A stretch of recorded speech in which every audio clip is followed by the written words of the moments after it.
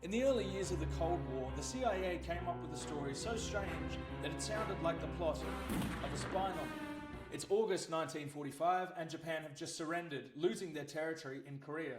For the people of Korea, this should have been a great day of liberation, but instead, it marked the beginning of a new era of division. According to a classified dossier, the North Korean leader Kim Il-sung was not really a communist revolutionary. He was actually a murderer. The Soviets at this time faced a practical problem. They needed to instill a leader in Korea who was young enough to be manipulated, aligned with the interests of Moscow, but also popular enough with the Korean people. And who better to do the job than a 33-year-old Korean guerrilla fighter, Kim Il-sung. Kim was basically a Soviet already. After fighting the Japanese in Manchuria, he retreated to Russia and joined the Soviet forces.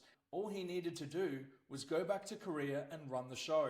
So, the Soviets unveiled the new Kim Il-sung, except he wasn't quite what the people were expecting. You see, Kim Il-sung was a semi-mythical fighter for the Korean people in their rebellion against the Japanese, and the people were expecting a much older man. Instead, what the Soviets unveiled was a relatively young and handsome officer who'd spent years inside the Soviet Union. To the American CIA forces, as well as the Korean people at the time, something smelled a bit fishy. The CIA alleged that the man posing to be Kim Il-sung was actually a young Korean man who the Soviets were blackmailing.